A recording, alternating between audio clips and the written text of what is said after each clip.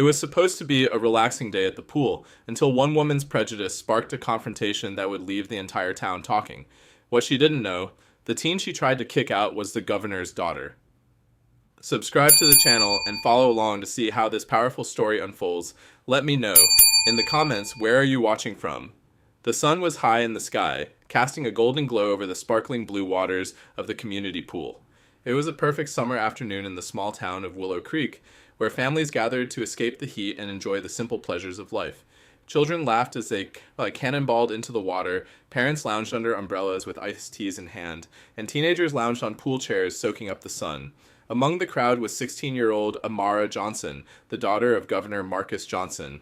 Amara was a bright, confident young woman who had grown up in the public eye but cherished moments of normalcy. Today, she was just another teen enjoying her summer break, dressed in a sleek black swimsuit and sunglasses, her curly hair tied up in a high ponytail. She had come to the pool with her best friend Leah, and the two were chatting and laughing as they floated on inflatable loungers. But the peace of the day was about to be shattered. As Amara and Leah floated near the edge of the pool, a woman in her mid-40s approached them. Her name was Karen Whitaker, a longtime resident of Willow Creek and a self-proclaimed pillar of the community.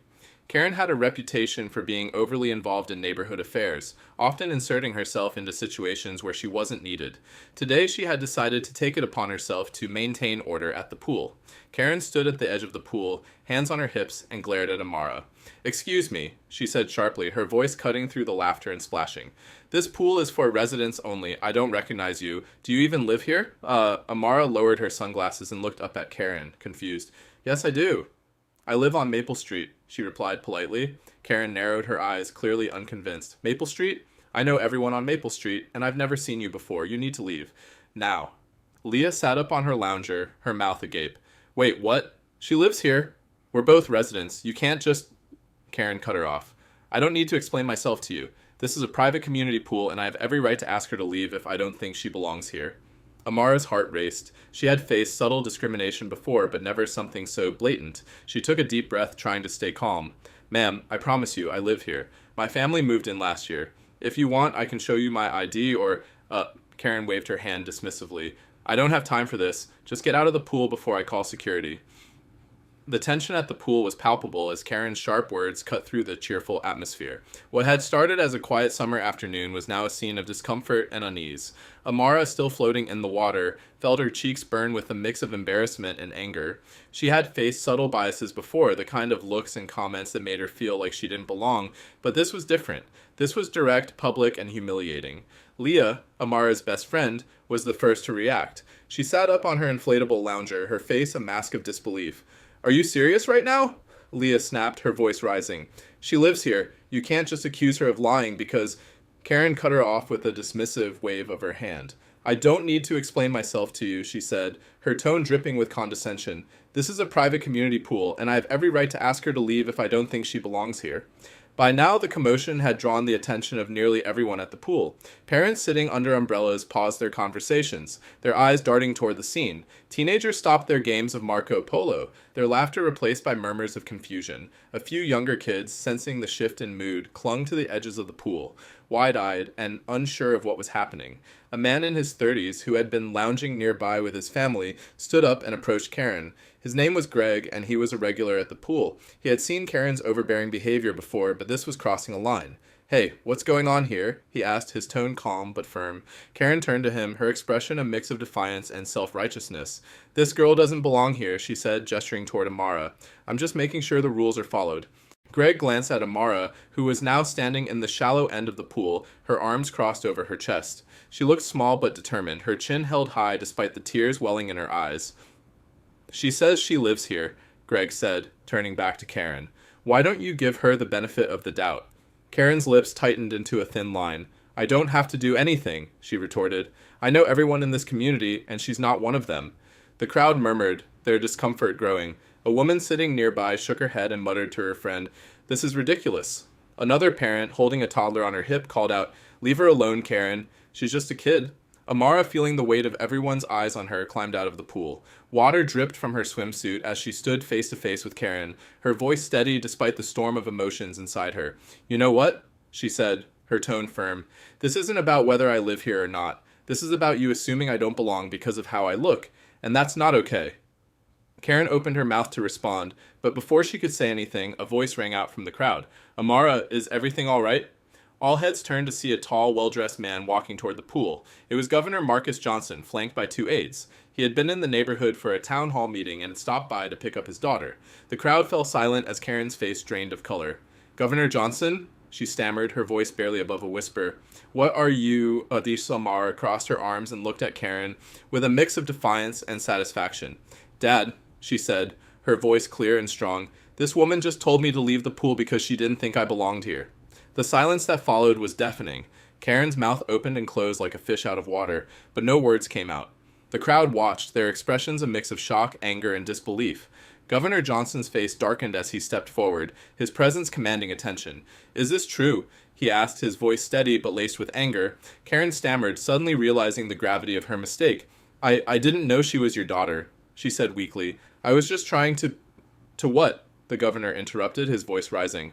To enforce some arbitrary rule based on your own biases? My daughter has every right to be here, just like anyone else. What you did was unacceptable. The crowd erupted into murmurs of agreement. Karen looked around, her face flushed with shame, but there was no sympathy to be found. She had crossed the line, and everyone had seen it. As Governor Johnson turned to comfort his daughter, the crowd began to disperse, their whispers carrying the weight of what had just happened. Karen stood frozen, humiliated and defeated, as the reality of her actions settled over her like a dark cloud. The incident at the pool was far from over, but one thing was clear. The crowd had spoken, and Karen's reputation would never be the same. The air around the pool was thick with tension as Governor Marcus Johnson stood tall, his presence commanding the attention of everyone present. His sharp, authoritative voice cut through the murmurs of the crowd, and all eyes were fixed on him and the woman who had just humiliated his daughter. Karen Whitaker, who moments ago had been so self-assured, now looked like a deer caught in headlights. Her face was pale, her hands trembling slightly as she struggled to find the right words. Is this true? Governor Johnson asked again, his voice calm but laced with an undercurrent of anger. He turned to Amara, who stood beside him, her arms crossed and her expression a mix of defiance and hurt. She nodded, her voice steady, as she repeated what had happened. She told me to leave because she didn't think I belonged here. Karen stammered, her voice shaky and desperate. I didn't know she was your daughter, she said, her words tumbling out in a rush. I was just trying to make sure the rules were followed. This is a private community pool, and Governor Johnson raised a hand, silencing her mid-sentence. His eyes bore into hers, and the weight of his gaze made her shrink back. Let me stop you right there, he said, his tone firm and unyielding. This isn't about rules. This is about you making assumptions based on the color of my daughter's skin. You saw a young black girl and decided she didn't belong here. That's not enforcing rules. That's discrimination. Plain and simple. The crowd, which had been murmuring in disapproval, now erupted into louder whispers. A few people shook their heads, while others exchanged knowing glances. Karen's face flushed crimson as the gravity of her actions sank in. She opened her mouth to protest, but no words came out. Governor Johnson continued, his voice rising slightly as he addressed not just Karen, but the entire crowd. This kind of behavior has no place in our community or anywhere else. My daughter has every right to be here, just like anyone else. And yet, you felt entitled to single her out, to humiliate her simply because of your own biases. That's not just wrong, it's unacceptable. Karen's shoulders slumped, and she looked around, searching for support. But there was none to be found. The parents, teenagers, and even the younger children who had been enjoying their day at the pool were now united in their disapproval. A man in the crowd called out, "She's just a kid, Karen. What were you thinking?" Another woman added, "This is supposed to be a place for everyone. Shame on you." Governor Johnson turned back to Karen, his expression softening slightly but still firm. I suggest you take a long, hard look at yourself and think about why you felt the need to do what you did. This isn't just about my daughter. It's about the kind of community we want to be.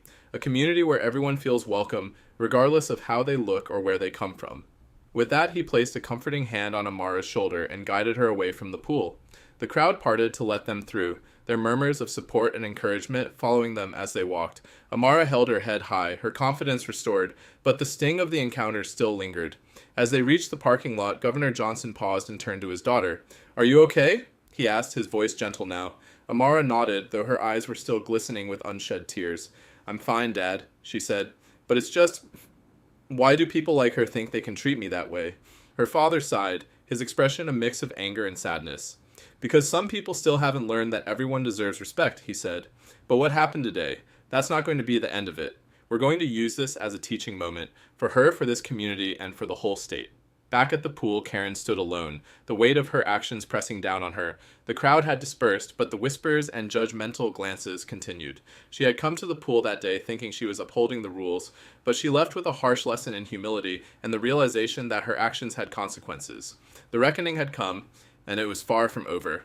For Karen, it was a moment of painful self-reflection. For the community, it was a wake-up call. And for Amara and her father, it was the beginning of a fight for change, one that would resonate far beyond the borders of Willow Creek. The incident at the Willow Creek community pool didn't just end when Governor Marcus Johnson and his daughter Amara walked away. It became a defining moment for the small town, sparking conversations that had long been avoided and forcing people to confront uncomfortable truths about prejudice and privilege. For Karen Whitaker, the woman at the center of the controversy, it was a harsh lesson in humility and self-awareness, one that would change the way she saw herself and the world around her. In the days that followed, the story spread like wildfire. News outlets picked it up, and social media was abuzz with discussions about the incident. Memes, tweets, and hashtags like number poolside prejudice and number justice for Amara began trending, with people from all over the country weighing in. Many shared their own stories of discrimination, while others called for accountability and change. Karen, once a respected member of the community, found herself at the center of a storm of criticism. For Amara, the experience was both painful and empowering. She had always known that racism and bias existed, but having it play out so publicly was a stark reminder of the work that still needed to be done. With the support of her father, she decided to turn her pain into purpose. Together, they launched a statewide initiative called Belonging Begins Here, aimed at promoting diversity, inclusion, and anti-racism in schools, workplaces, and communities.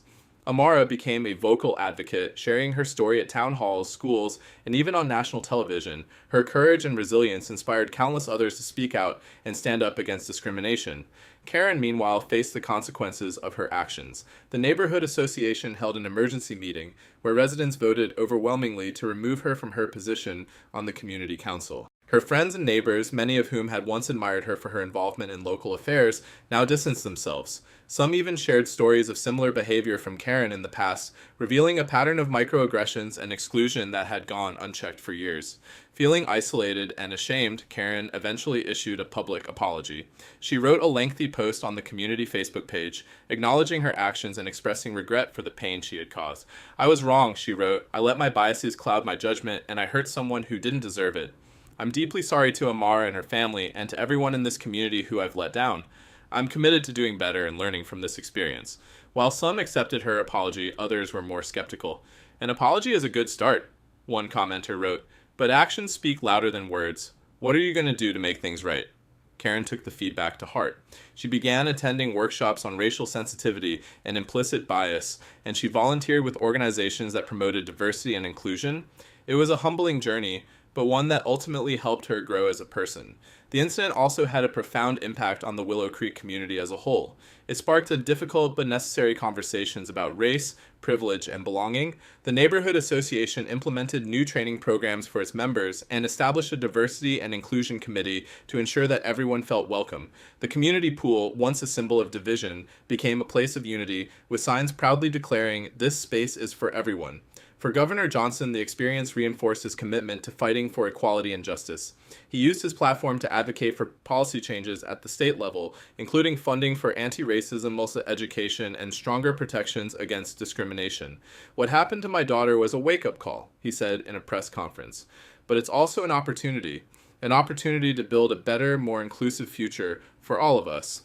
As time passed, the incident at the pool became a cautionary tale, a reminder that prejudice, no matter how subtle or overt, has no place in a society that values equality and justice. It was a lesson learned not just by Karen, but by an entire community, and in many ways by the nation as a whole.